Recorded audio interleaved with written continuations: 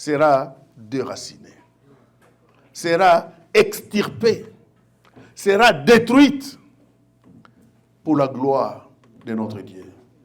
Alléluia. Détruire la mauvaise semence, c'est encore anéantir, abolir,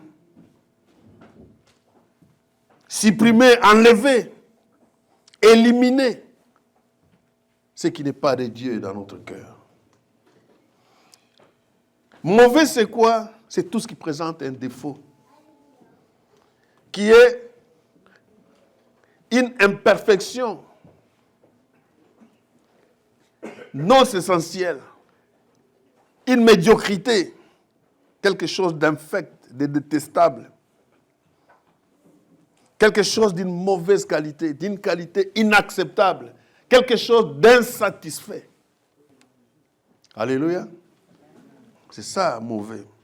Et la semence, mon frère, ma sœur, c'est un organe ou fragment capable de produire quand on le plante sur quelque chose, sur la terre ou dans la vie d'un homme. Ou une graine qu'on met quelque part et qui fait naître. Alléluia. Remarquons, bien-aimés, la parole de Dieu nous dit dans les livres. Remarquez, bien-aimés, la parole nous dit dans les livres de Genèse 1, verset 31. Genèse 1, le dernier verset.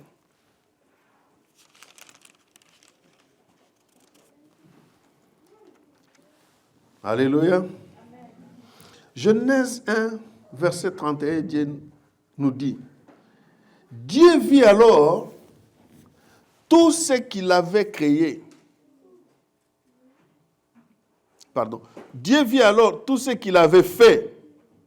Et voici, c'était très bon. Il y eut un soir, il y eut un matin, et ce fut un 6e jour. Si nous continuons, nous verrons que Dieu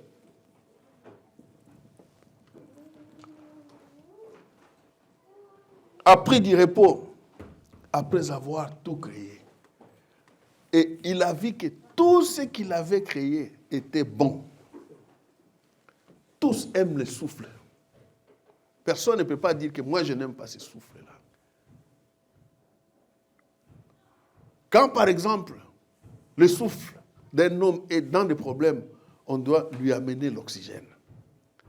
Et parfois cet oxygène ne peut pas être capable de faire monter ou d'évoluer comme le souffle que Dieu a mis à nous. Ceux qui sont dans la médecine connaissent bien cela. Alléluia.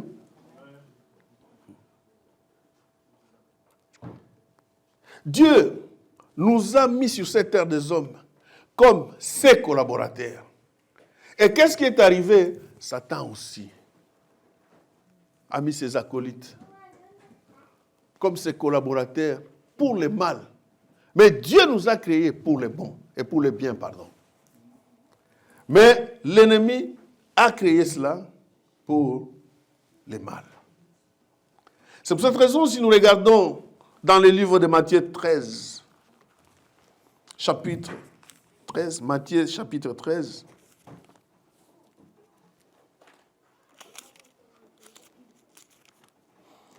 Matthieu 13, nous allons lire le verset 24 et le verset 25. Si nous y sommes, nous disons Amen, bien-aimés. Matthieu 13, le chapitre et le verset 24 et verset 25 nous dit, il leur proposa une parabole et il dit,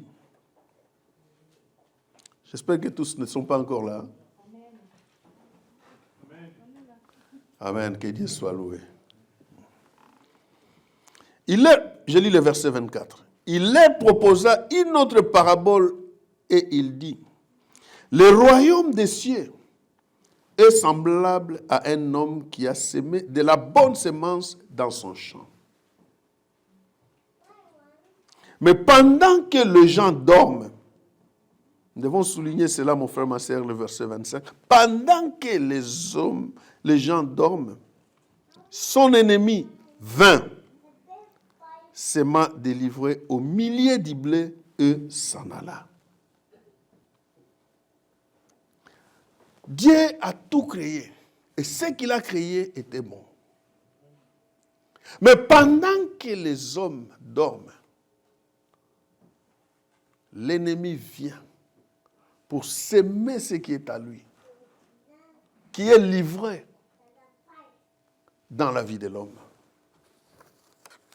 Remarquons, bien-aimés, dans le Seigneur, que c'est Dieu qui sème de la bonne semence dans la vie d'un homme. C'est pour cette raison, tout ce qu'il a mis à nous est bon. Et ça fonctionne d'une façon permanente et parfaite.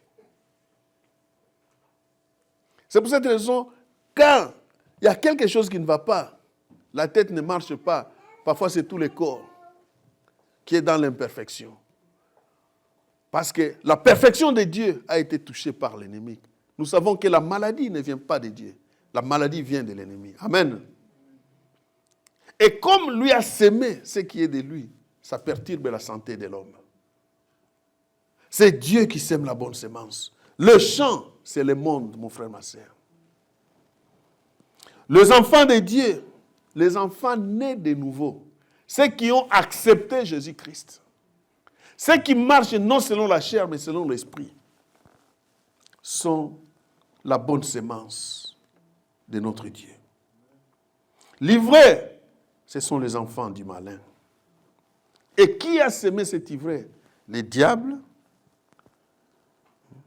Et la moisson, c'est la fin du monde. Nous sommes la bonne semence de Dieu. Et cette assemblée s'appelle la semence de vie. C'est une semence qui a été semée par Dieu et qui doit être parfaite dans la vie de chacun de nous. Alléluia. C'est pour cette raison, quand tu viens dans cette assemblée, apporte ce qui est de Dieu pour la bonne marche de cette semence. Certes, une semence a été plantée par Dieu. Nous sommes là pour mettre de la bonne terre. Nous sommes là pour arroser, pour que la bonne semence se manifeste dans ce monde, pour la gloire de notre Dieu, à travers cette assemblée. Alléluia.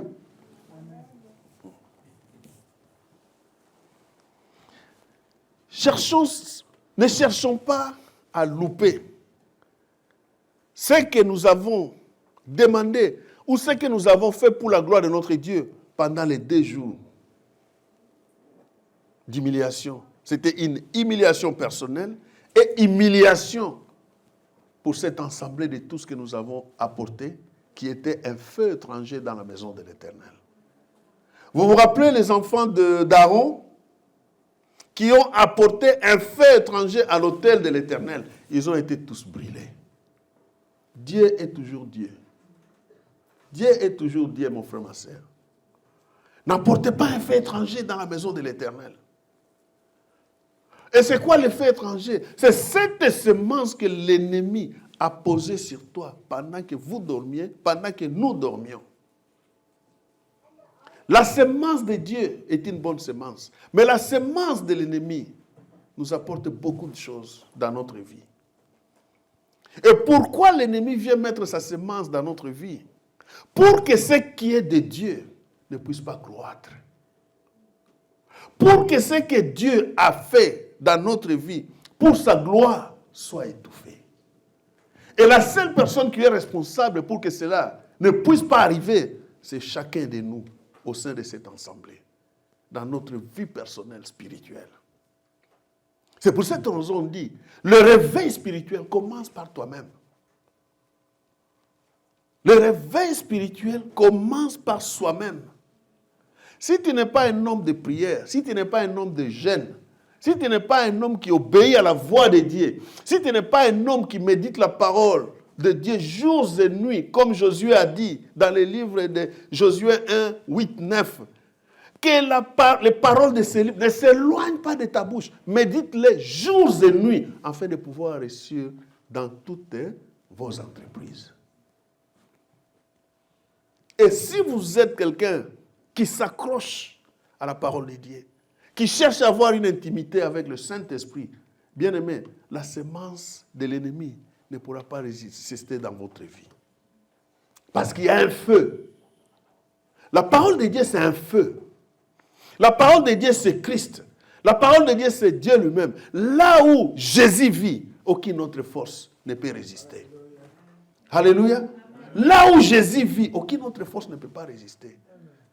Dormir, c'est quoi, mon frère, ma soeur? C'est la distraction qui nous envahit dans notre vie.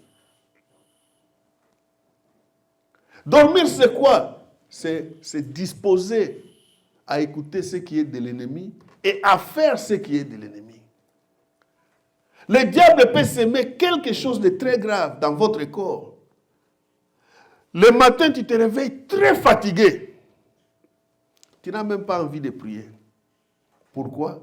Parce que c'est une semence, quand tu dormais, que l'ennemi a pu poser pour te déstabiliser, pour te rendre à néant. Bien-aimés, réveillons-nous. Nous avons fait 2 jours de prière pour notre vie et pour cette assemblée. Et si nous voulons encore ramener ce que nous avons vomi dans notre vie, nous ne faisons absolument rien. Mais sachons que nous ne le faisons pas pour nous-mêmes, nous le faisons pour celui qui nous accorde son souffle de vie chaque jour. Craignons Dieu. Craignons Dieu, mon frère. Craignons Dieu. La semence de l'ennemi te permettra toujours d'être méchant, de ne pas avoir l'amour ou la compassion des autres. La semence de l'ennemi te conduira toujours dans une vie de murmure au jour le jour. Quand l'Église voudrait faire quelque chose, toi tu es en train de murmurer à l'intérieur. Mais tu dis oui. Sache que c'est Dieu qui voit ton cœur. Sache bien que c'est Dieu qui voit ton cœur. Car si la semence de vie proclame quelque chose pour son assemblée, ce n'est ni pour qui que ce soit, mais c'est pour la gloire de notre Dieu. Nous sommes là pour Dieu. Nous sommes là pour Christ. Si Christ n'a pas été crucifié, ou si Christ était crucifié, et il n'est pas ressuscité, on n'allait pas parler de Jésus-Christ. Il est ressuscité et c'est lui qui nous rassemble. La première de notre pensée est que quand je suis avec mon frère et ma sœur, c'est pour Christ. D'où je dois faire ce qui est juste pour que Christ soit dans la joie. Tout ce qu'on fait à l'intérieur de notre cœur, que personne ne voit pas, mais Dieu le voit. À quoi bon de continuer? Et peut-être en continuant dans ce sens-là, dans cette vie-là, retire le souffle de vie, tu ne regarderas plus les comptes. Ce que tu as épargné restera pour l'État. Ce que tu as épargné restera pour ta famille. D'où cherchons à plaire notre Dieu. Quelle est cette semence qui te ronge jours et nuits pour que ta figure soit toujours fermée? Quelle est cette semence qui te ronge toujours, que tu sois dans l'hypocrisie au jour le jour? Quelle est cette semence qui te ronge toujours pour que ton âme soit toujours partagée? Il est temps de nous retourner à notre Dieu, dans la sincérité, dans la soumission. Il est temps de retourner à notre Dieu, dans la joie, dans la paix. N'est-ce pas, il est écrit, il est doux et agréable que les frères demeurent ensemble. C'est là où Dieu déverse sa bénédiction. Mais toi, tu es toujours en colère contre quelqu'un. Tu empêches la bénédiction pour les autres. Tu empêches la bénédiction pour les autres. Tu murmures toujours. Tu empêches la bonne marche de l'assemblée de Dieu. Alléluia. Amen. Nous nous souvenons de Myriam. Qu'est-ce que Myriam a fait? Dieu était en pleine expansion avec Israël, à travers Moïse, son petit frère. Dieu faisait des prodiges au milieu d'eux. Myriam a chanté même. Il jouait le tambourin pour la gloire de Dieu. Après quelques minutes, il se détourne. Est-ce que Dieu parle toujours avec Moïse? D'abord, Moïse n'a pas obéi à la voix de Dieu. N'est-ce pas, il a épousé une Couchite. Est-ce que la Couchite est israélite? D'abord, Moïse connaît Dieu. Lui, c'était un Égyptien. Lui, il a vécu dans le palais du Pharaon. Oh, quand Moïse était dans le palais du Pharaon, à travers la fenêtre, Pharaon et Moïse restaient debout en train de regarder les Israéliens qui travaillaient. Deux visions étaient là, mon frère, ma soeur. Pharaon voyait les esclaves. Mais Moïse voyait le peuple de Dieu. Et quand il voyait le peuple de Dieu, et il n'a pas permis que Moïse demeure toujours là-bas, parce que son peuple devrait être délivré de la servitude. Et il a fait sortir Moïse, aller le mettre loin. Et quand Moïse était arrivé là-bas, était devenu un pasteur. Pas le pasteur de la parole de Dieu, le pasteur pour les troupeaux. Il les amenait chaque jour dehors, brouter et les refaire retourner. Mais ce jour-là, quand l'Esprit de Dieu, quand Dieu a besoin de toi, il va t'attirer loin pour t'enseigner. Ces jours-là, Moïse qui dit, chaque jour je viens ici, je m'arrête ici. Non, que je fasse un petit détour à côté de la montagne d'Horeb. Oh, la montagne d'Horeb, c'est la montagne de Dieu. Approche-toi de la montagne de Dieu, mon frère, ma soeur, pour connaître les secrets de Dieu. Et quand il s'est approché, un phénomène extraordinaire qu'il n'a jamais vu depuis qu'il est né. Il dit, je m'approche. Comment? Il y a le feu en bas, ça ne se brûle pas. Les herbes qui sont là ne se brûlent pas. Comme si rien n'était. Non, que je puisse m'approcher d'abord. C'est quoi ça? Et la voix de Dieu était là-dessus. Il y a des fois, Dieu permet certaines choses dans votre vie pour que vous puissiez vous approcher de lui. Et que cette mauvaise semence plantée en toi puisse être détruite. Mais il y a des fois, nous ne comprenons pas. Paul, s'il était à Jérusalem, peut-être ce qui lui est arrivé, ça allait créer beaucoup de problèmes. Et ça allait créer des obstacles. Mais Dieu l'a fait sortir avec une mission pour aller exterminer son peuple. En cours de route, ce qui est arrivé est arrivé. Et il a reconnu la seigneurie de Dieu. Et Dieu ne l'a pas ramené encore en Israël. Ou Dieu ne l'a pas ramené là où étaient les disciples. Dieu l'avait conduit dans l'Arabie, où il est resté là-bas avec le Saint-Esprit pour l'enseigner. Et quand il est sorti pour revenir au peuple de Dieu, nous voyons tout ce qu'il a fait dans le Nouveau Testament, dans les Actes des Apôtres, dans les Épîtres. Parfois, Dieu te demande, sors de la distraction, sors des paroles perverses, sors des jugements, sors de tout ce que l'ennemi a pu planter en toi pour que tu sois mon peuple, mais tu refuses. Ah non, moi aussi je lis la parole de Dieu. Ah non, ce n'est pas seulement lui qui connaît Dieu. Israël a été arrêté. La progression pour avancer vers Canaan a été arrêtée. Jusqu'à ce que Myriam soit purifiée. Et Myriam était mise en dehors du peuple de Dieu. Alléluia. Peut-être tu es déjà en dehors du peuple de Dieu, cherche à retourner. À travers cette repentance, Dieu t'a fait retourner. Ne cherche pas à retourner encore là où on t'a mis en quarantaine. Alléluia. Tu es peut-être en quarantaine, méchant dans l'église. Tout ce qu'on fait à l'église, tu n'aimes pas. Tout ce qu'on fait à l'église, tu critiques. Non. Et nous oublions que l'autorité et le pouvoir a été laissé à l'église par Jésus-Christ. Alléluia. L'autorité et le pouvoir a été laissé à l'église par Jésus-Christ. Et qui est l'église de Jésus-Christ? C'est toi et moi. Ce n'est pas les bâtiments. Ce n'est pas les bâtiments. C'est toi et moi. D'où toi et moi, nous devons faire de toute notre force afin que la sémence de l'ennemi ne subsiste pas dans notre vie. Quelle que soit sa force, quelles que soient ses formes, quel que soit le temps qui nous a affligés, mais à un certain moment, nous devons nous réveiller. Quelque part, il est écrit, quand un malheur t'arrive, arrête-toi et réfléchis. La réflexion, c'est pour dire, Seigneur, me voici. J'ai tout fait, ça ne marche pas. J'ai besoin de toi.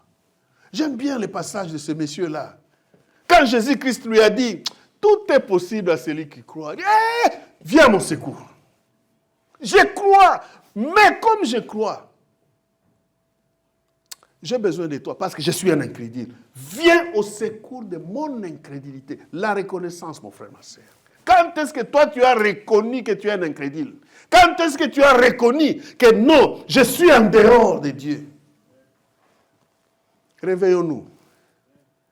L'année 2024, mon frère, ma soeur, doit être une année de gloire au sein de cette assemblée. Doit être une année de changement, une année de réveil spirituel dans la vie de chacun de nous pour cette assemblée. Alléluia. Et c'est lui qui doit mener ce réveil. C'est toi, vous et moi. Alléluia. Parce que, comme je ne cesserai de le dire, nous sommes la chaîne de cette machine qui fait rouler la machine pour qu'il y ait la production. Si quelqu'un est sur le vélo, s'il n'y a pas la chaîne, le vélo ne peut pas avancer, mon frère, ma soeur. Alléluia. La sœur connaît bien, parce qu'elle roulait sur le vélo, elle connaît bien. Si vous coupez la chaîne, elle va rester là-bas 100 ans. Mais le vélo ne va pas bouger. Alléluia. Tous ceux qui montent le vélo connaissent ça. C'est la seule personne que j'ai vu monter sur le vélo ici, sur ce pays. Alléluia. Si la chaîne, on enlève le noyau de la chaîne, même si on les met ensemble, comme il n'y a pas de noyau, ça ne peut pas être ensemble. Ça devra être une largeur. Ça ne fera plus soit la circonférence ou le cercle. Non. Ça ne fera plus cela. C'est comme l'Église. Aussi longtemps que nous sommes là, si nous ne changeons pas, mon frère, ma soeur, nous stagnerons toujours. Mais faisons attention, toi qui viens faire à ce que l'Église de Dieu stagne, l'effet de Dieu est sur toi.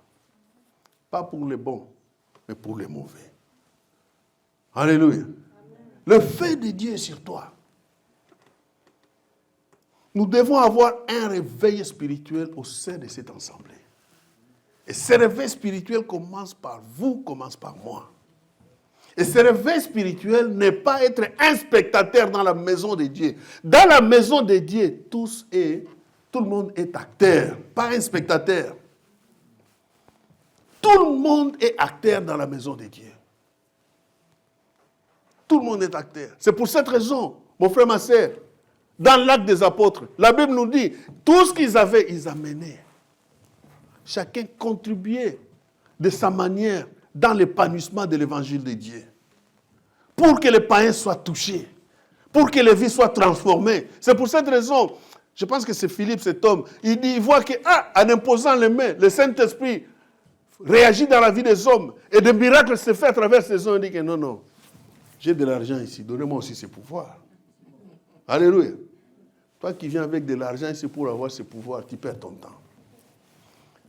Prie que Dieu te révèle. Quelle est la semence de l'ennemi qui est en toi? Dieu révèle les choses cachées, mon frère, ma soeur. Dieu révèle les choses cachées. Tu te mets en prière, tu te disposes. Dieu te fera montrer des choses. Alléluia. Dieu te fera montrer des grandes choses. La Bible nous dit, mon frère, ma sœur, Dieu, quand l'homme dort, comment, mon frère, ma sœur, tu peux passer toute une journée sans toutefois méditer la parole de Dieu? Comment tu peux passer toute une journée sans toutefois parler à ton Père? Comment tu peux passer toute une journée sans toutefois rire avec le Saint-Esprit? Alléluia. Le Saint-Esprit nous fait rire, mon frère, ma sœur. Qui n'a pas encore ri avec le Saint-Esprit au milieu de nous? Quand le Saint-Esprit te fait rire, quelqu'un qui te voit et dit, mais celui-ci est malade ou quoi? Tu es dans la parole de Dieu. Ah! Tu sais cette parole, tu l'as lu plusieurs fois, mais tu vas lire ces jours-là, tu sens d'une façon extraordinaire. Et tu commences tout simplement à rire. Ah, pourquoi tu as la joie? Parce que le Saint-Esprit est en train de t'enseigner. Tu es disposé à faire ce qui est droit aux yeux de l'Éternel, bien-aimé. Il faut chercher à ce que le Saint-Esprit te fasse rire. C'est pour cette raison, quelque part dans la Bible, il nous dit, tu riras les derniers rires de ta vie. Parce que pendant tout ce temps-là, tu riais.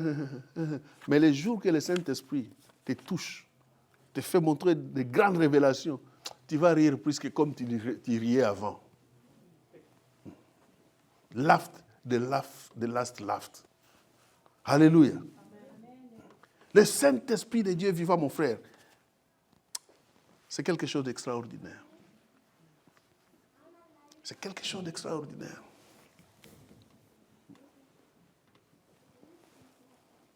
Une petite parenthèse, quand j'étais à Kampala, il y a un pasteur qui m'avait dit que non, tu viendras prêcher quand tu seras ici. Ah, moi je dis non, moi je ne peux pas prêcher là où je ne connais pas les gens spirituellement très très bien. Il me dit, papa, c'est une affaire de Dieu. Ce n'est pas ton affaire. Ce n'est pas mon affaire. Mais, prie. Quand je suis arrivé, il n'était pas là. Et il m'envoya quelqu'un pour me prendre à l'aéroport. Parce que l'arrangement de là où je vivais, ça a été fait par lui. C'est une des familles élargies d'Annie, qui est pasteur là-bas. Il a envoyé son ami qui m'a pris, un jeune très très gentil. Et quand nous sommes entrés dans les véhicules, il jouait le chant de Les Faucons du ciel.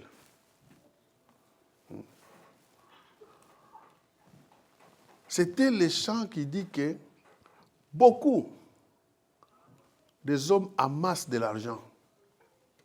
Et quand ils amassent cet argent-là, ils vont à Jérusalem. Et quand ils vont à Jérusalem, ils circulent dans tous les sites spirituels et revenir, leur vie ne change pas. Le chant dit, je n'ai jamais vu un homme qui passe près de la croix et reste le même. Quelque chose doit changer dans sa vie. Oh, oh, oh. Après moi, je lui dis que, Christ, ça c'est une bonne chanson, vous savez. Quand on s'approche de Jésus-Christ, quelque chose doit changer dans notre vie. Il dit, oui. On a essayé de parler. Il me dit, non, je t'invite dimanche prochain, comme le pasteur n'est pas là, je t'invite dimanche prochain à notre église. On m'a dit, votre église, c'est quelle église? Il dit, moi je suis un branhamiste. Papa, non. Il dit, non, je ne viendrai pas. J'aime les chants de l'Ifoko parce que ça m'inspire beaucoup. Mais venir encore entrer dans l'église de Branham, non, ça non. Oh non, moi j'ai connu l'église de Branham, même l'Ifoko du ciel, là, je l'ai connu personnellement. Quand il venait de Kisangani, il est arrivé 2 semaines après que moi je fréquentais Branham. Je n'étais pas un branhamiste. Moi, je faisais partie des Nzambe Malamu. Mais comme je vivais au campus, les dimanches, parfois, je ne partais pas là-bas. Il y a un frère, le frère Kazadi, qui était avec nous au Home 20. C'est lui, comme on partageait beaucoup, et les dimanches, parfois, je partais là chez les branhamistes, à Rigini, la première paroisse des branhamistes à Kinshasa. Je partais là-bas. Je veillais même avec eux, par exemple, vers le 31, et veille dans la prière. Je veillais avec eux. Mais moi, en tout cas, mes rentrez encore, oh, pourquoi ça? Non, parce que j'ai remarqué, vous parlez trop de messages. Vous parlez trop de chandeliers. Vous parlez trop de Pierre et de Paul. Non, Paul n'est pas dit. Alors moi, ah, mais non, elle dit, non, moi, je ne peux pas entrer encore dans l'église de Branham. Et quand vous dites, par exemple, que non, Branham est venu accomplir la mission de Jésus-Christ parce que Christ n'a pas terminé sa mission, c'est faux, mon frère, ma sœur. C'est faux. Hein? Christ, réveille-toi. Mais moi, je te demanderais d'avoir... Entre dans la prière. Demande d'abord. Parce qu'il y a des fois, nous partons à cause des sentiments. Les sentiments peuvent nous tuer.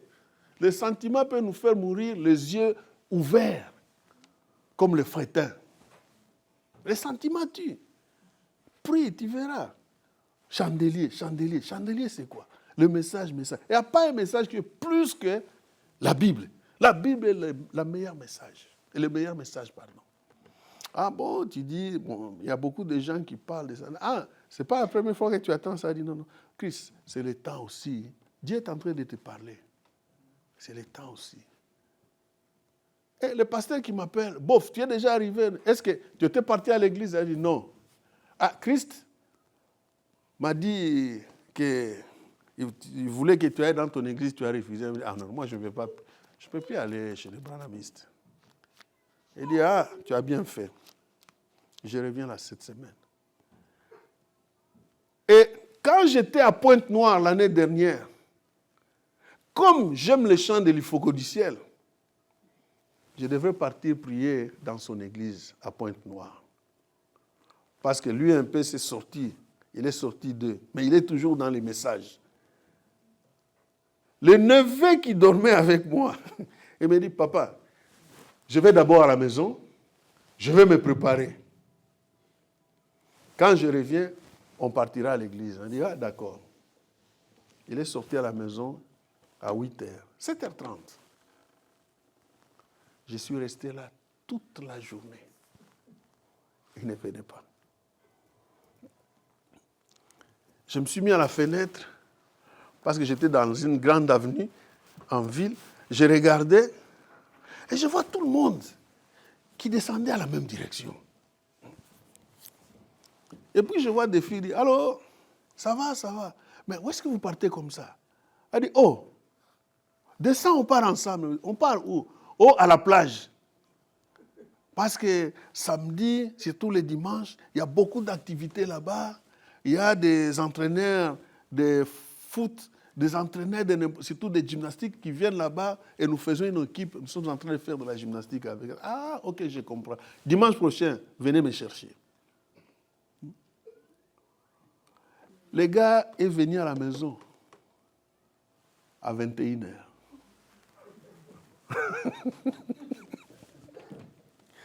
Il entre. D'abord, j'étais fâché. Je me suis dit, mais ce petit veut jouer avec moi. Dès qu'il arrive ici, je dis, papa, prends tout ce qui est de toi. Allez, ne viens plus dormir ici. Comment moi j'avais envie d'aller prier? Toi, tu disparais. Plus que je suis resté à lire la parole de Dieu, à écouter de la musique. Quand il est arrivé vers 20h, il entre.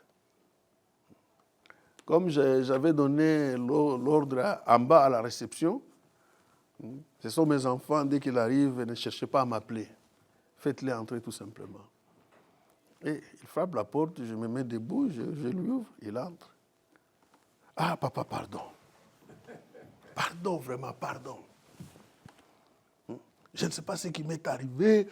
Il a donné une explication que je n'ai pas compris. C'est après que j'ai compris que moi, je ne peux plus entrer dans l'église des branhamistes. J'ai compris directement, c'est Dieu qui ne veut pas que j'entre dans l'église des branhamistes encore. Et quand lui me parlait là, cela m'est venu directement, non, je ne veux plus entrer dans l'église des branhamistes. Bien aimé, il faut avoir l'écoute spirituelle. Ne soyons pas dirigés par les sentiments. Les sentiments nous tuent. Les sentiments nous tuent. L'ennemi est là. Comme la Bible nous dit, quand l'homme dort, c'est là où Dieu vient lui révéler de grandes choses dans les livres de Job. Dieu vient lui parler en songe, vient lui révéler de grandes choses pour sa gloire. Mais l'ennemi, étant un copieur, il copie la même chose. Au lieu de mettre ce qui est de Dieu, il met ce qui est de lui pour détruire. Pour que sa mission soit accomplie.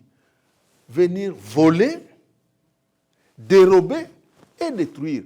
Mais aujourd'hui, nous allons déterrer toute semence qui n'a pas été posée par notre Dieu, toutes les graines qui n'ont pas été posées par notre Dieu, nous allons les détruire. Nous allons l'extirper, conformément à la parole de Dieu dans le livre de Jérémie 1, à partir du verset 9, du verset 7 au verset 10. Je demanderai à ce que si vous avez le temps, lisez le chapitre là. Dieu vous assure et vous confirme.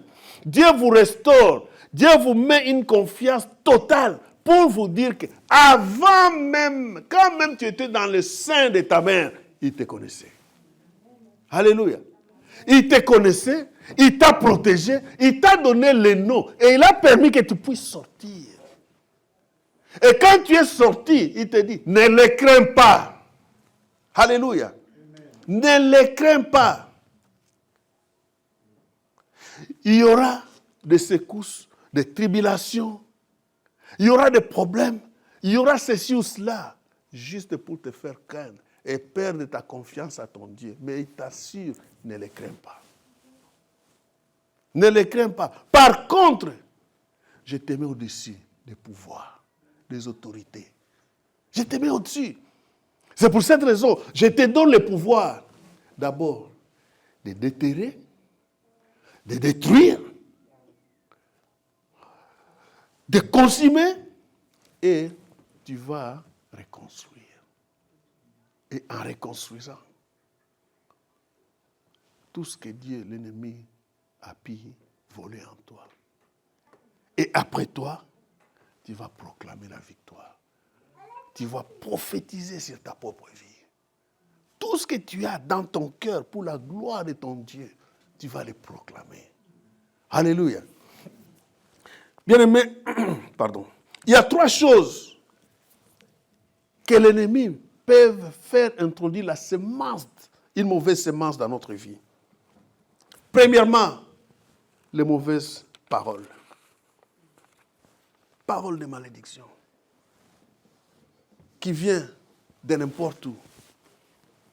C'est pour cette raison, pour que ces paroles-là s'accrochent à toi, réagissent en toi, il faut que tu sois dans le camp de l'ennemi. Si tu n'es pas dans le camp de l'ennemi, ces paroles de malédiction ne peuvent pas t'attraper.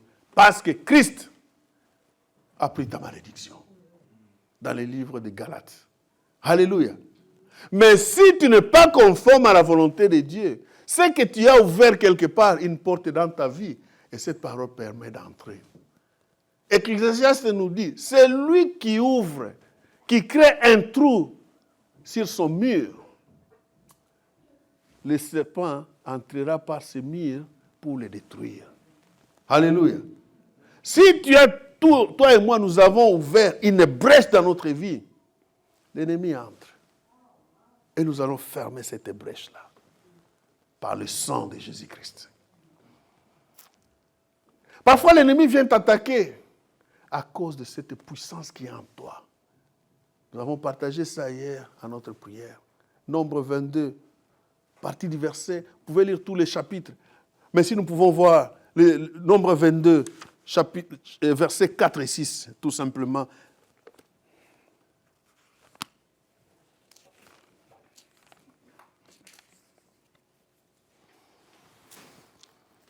Si nous y sommes, nous disons Amen, bien-aimés.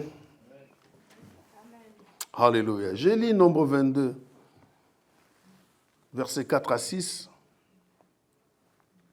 Moab dit aux anciens des mendiants, cette assemblée va nous brouter. Cette assemblée va brouter tout ce qui nous entoure, comme le bœuf broute la verdure de la campagne. Balak, fils de Béoc, Balak, fils de Tsippor, était roi de Moab à ce temps-là. Il envoya des messagers auprès de Balaam, fils de Béor, à Pétor, sur le fleuve, sa patrie, afin de l'appeler et de lui dire, voici un peuple qui est sorti d'Égypte, qui couvre la surface de la terre, qui habite vis-à-vis de moi. Viens, je te prie, maudis ce peuple, car il est plus puissant que moi. Je souhaiterais que vous puissiez souligner ce verset-là. Il est plus puissant que moi. Peut-être, ainsi pourrais-je le battre et le chasserai-je du pays, car je sais, celui que tu bénis est béni, et celui que tu maudis sera maudit. Mais si vous lisez, je pense le verset, quelque part au début, le verset 3, le verset 3 nous dit, et Moab fut effrayé en face d'un peuple aussi nombreux. Moab fut horrifié en face des Israélites. Frères et sœurs, bien-aimés dans le Seigneur, la parole de Dieu nous dit, ce qui est en nous est plus grand que celui qui est dans le monde. Pour que cette parole soit effective dans notre vie, nous devons avoir une intimité avec notre Dieu, une intimité avec le Saint-Esprit. C'est pour cette raison, même quand il y a des situations difficiles qui t'arrivent, tu n'as pas peur. Tu sais, Seigneur, j'ai déjà mis cette situation dans ta main. Amen. Je te bénis parce que tu agiras. Alléluia. À cause de cette puissance qui est en toi, le Saint-Esprit qui vibre en toi, l'ennemi voit que ça c'est un enfant de Dieu. Il a peur de toi. Qu'est-ce qu'il fera? C'est pour détruire ce qui est en toi. C'est pour cette raison qu'il vient semer une semence qui n'est pas de Père, qui n'est pas du Fils, qui n'est pas du Saint-Esprit en toi, pour que la graine que Dieu a mise en toi puisse être détruite, que la graine que Dieu a mise en toi ne puisse pas croître, que la volonté de Dieu, le bienfait de Dieu ne puisse pas se manifester dans votre vie. C'est ça la mission de l'ennemi.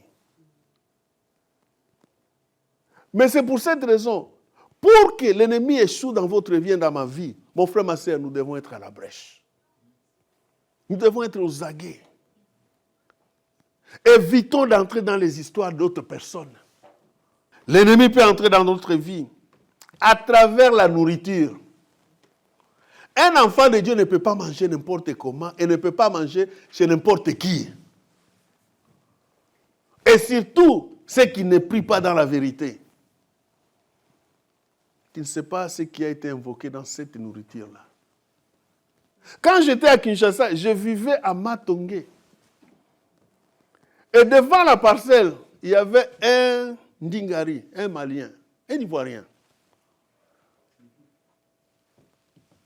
qui vendait le tabac.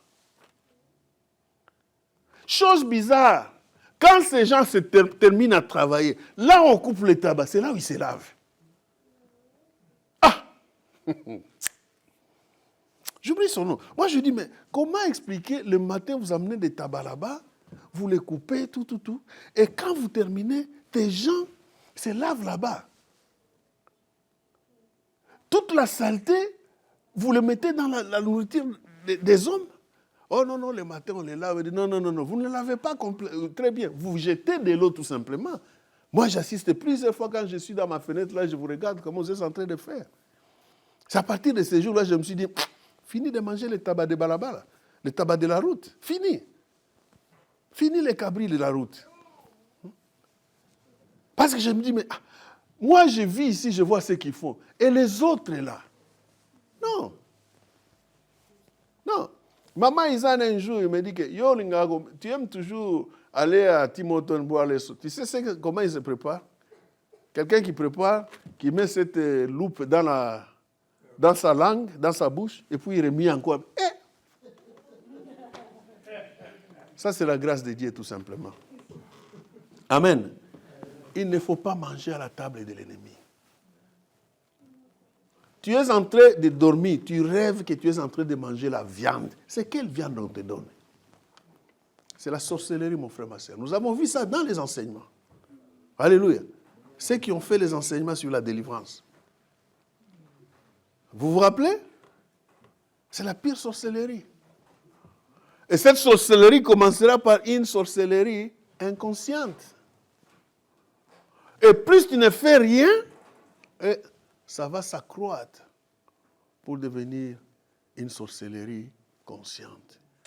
Et quand tu seras consciente ou conscient, tu ne vas plus lâcher. Pourquoi? Parce que tu as déjà la joie de planer pendant la nuit. Tu planes, tu planes, tu planes. Ah, tu sens la joie. Maintenant, quand on te dit de laisser, ça devient un problème. Cette église, il ne voit que le mal. Cette église ne voit que les démons. Cette église... Non, mon frère, ma soeur, réveille-toi. Si on te dit, entre en prière, demande à Dieu qui est ta lumière. Il va t'éliminer, mon frère, ma soeur. Tu ne peux pas manger à la table de l'ennemi. Tu ne peux pas chaque fois dormir et en train de manger. Et tu manges avec des gens que tu ne connais pas. Tu as déjà coupé le cordon ombilical avec la famille, mais tu es toujours avec eux dans le sommeil en train de manger avec eux des viandes que tu ne connais pas. Tu vois même des vieilles personnes que tu ne connais pas. Même pas leur nom, tu ne connais pas. Et c'est celui-là qui vient, ah, prends la viande, mange ça. Non. Je me rappelle bien ma maman. On était partis c'est quand Chérif Aïe, c'est sa deuxième femme, Aïe les jumeaux. Vous savez, il y a toujours des cérémonies là. Les jumeaux, on met des histoires blanches, des choses comme ça. Et on était là. Et dans cette euphorie, il y a la femme de son cousin qui l'appelle à côté. Maman Stache, viens. Il arrive là-bas, il ouvre, il lui donne un morceau de viande. Ah, maman était très fâchée. Il dit, tu vas me donner la sorcellerie en pleine lumière comme ça. Ah! Moi, je suis une fille du chef coutumier, je connais toutes ces choses. En tout cas, merci parce que tu es la femme de mon cousin. Sinon, j'allais te frapper ici. Et les gens, vous pouvez venir pour voir, mais pourquoi vous vous battez? Parce que maman ne bougeait pas, ne jouait pas. C'était comme un homme. Demande à maman Joséphine qui l'a vu. Parce que c'était la cadette de leur famille. Parmi les garçons, elle devrait se défendre. Et elle a un caractère humain. Très dur, très fort. Et la troisième, mon frère, ma soeur, voit que l'ennemi peut planter, livrer dans notre vie sa semence. C'est cette voie créée par nous-mêmes. Murmure, manque de pardon, douter de Dieu, étouffer le Saint-Esprit qui est à nous par notre comportement. Faisons très attention. Et encore, par le péché. La Bible nous dit, dans les livres de Éphésiens, c'est un verset populaire que chacun de nous connaît, Ésaïe 59, verset 1 à 2, qui dit que la main de l'Éternel n'est pas courte, ni ses oreilles bouchées, mais c'est nos voix qui les ferment, qui ferme ses yeux pour ne pas nous voir et qui ferme ses oreilles pour ne pas nous écouter. Les péchés. Évitons la vie du péché. On a dit non au monde. C'est que même de petites choses là, de rien du tout, qui nous amènera encore dans les péchés, qui permettra que l'ennemi ait une emprise dans notre vie, nous devons les éviter. Et chaque fois, quand nous sommes tentés, au-delà de notre force, mon frère, ma sœur, souviens-toi de Philippiens 2, versets 13 à 16, que nous pouvons lire. Philippiens 2, 13 à 16.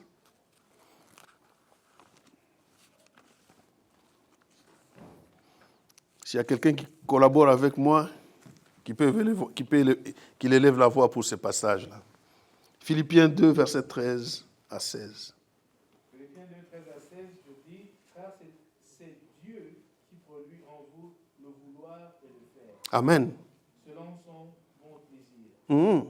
Faites toutes choses sans murmure ni hésitation, afin que vous soyez irréprochables et purs, les enfants de Dieu irrépréhensibles au milieu d'une génération perverse et corrompue, parmi laquelle vous brillez comme des flambeaux dans le monde. Amen. 16, oui. Portant la parole de vie, et je pourrais me glorifier. Amen. Au jour de Christ, de n'avoir pas couru en vain, ni travaillé en vain. Amen. Alléluia. Amen. C'est clair, mon frère, ma soeur. C'est clair. C'est Dieu qui opère en nous. C'est Dieu qui nous a créés. C'est Dieu qui nous connaît. C'est Dieu qui a le tout en nous. Donc nous devons faire tout. Hier, on nous a partagé que nous sommes des athlètes. Alléluia. Et nous sommes des athlètes sur cette terre des hommes. Et nous courons pour avoir la couronne. Nous courons pour avoir la coupe. Mais cette coupe et ce trajet-là, pendant cette période où nous sommes en train de courir, quand nous sommes dans les entraînements, quand nous sommes quoi que ce soit, nous faisons quoi que ce soit, nous devons les faire selon les normes. Comme c'est quelque chose de Dieu, faisons-les selon les normes de la parole de Dieu. En obéissant à la parole de Dieu. En nous soumettant à la parole de Dieu. En faisant ce qui est juste pour la gloire de notre Dieu. Alléluia. Je vais terminer par ici, mon frère, ma sœur. Que nous sommes les enfants de lumière. Et nous devons être ancrés, enracinés en Jésus-Christ, le consommateur de notre foi. Romains 8, 1, 2, bien-aimés. La Bible nous dit, je vais lire ça rapidement, c'est ça ma conclusion. C'est une parole populaire, un verset populaire. Romains 8, verset 1, 2 nous dit, il n'y a donc maintenant aucune condamnation. Aucune condamnation. Pour ceux qui sont en Jésus-Christ. Pas de condamnation pour ceux qui sont en Jésus-Christ. Qui marchent non selon la chair, mais selon l'esprit. En effet, la loi de l'esprit de vie en Jésus-Christ m'a libéré de la loi du péché et de la mort. Alléluia. Aucune condamnation pour ceux qui sont en Christ. Vous et moi sommes-nous en Christ? Marchons-nous selon l'esprit? C'est ça la question. Marchons-nous selon l'esprit? Nous pouvons les proclamer. Aucune condamnation car je suis en Christ, certes. Est-ce que tu marches selon l'esprit ou selon la chair? Tu dois te regarder toi-même. Marchons-nous selon l'esprit ou selon la chair? Très, très important. Parce qu'il y a parfois des versets bibliques que nous proclamons qui peuvent s'opposer à nous, qui est pour la gloire de Dieu, mais qui n'a aucun effet dans notre vie parce que nous sommes pieds dedans, pieds dehors. La Bible nous dit, il nous vomira. Tu prophétises, tu proclames, il y a des miracles qui te fait à travers toi. Bien-aimé, les derniers jours, il dit, comme le pasteur dit toujours, il y aura le film, toi-même tu regardes. Et sur la balance, toi-même tu vois que ce qui est de Dieu n'est pas pesant, mais ce qui est de l'ennemi est lourd, tu vas crier, non, non, non, non, non, non. Moi qui prophétisais, moi qui faisais des miracles, moi qui faisais ceci ou cela pour toi. Arrière de moi, Satan. Va dans les faits. Quel sera ton sort? Quel sera mon sort, mon frère, ma soeur? Inclinons nos têtes. Prenons la décision de prier afin que Dieu nous révèle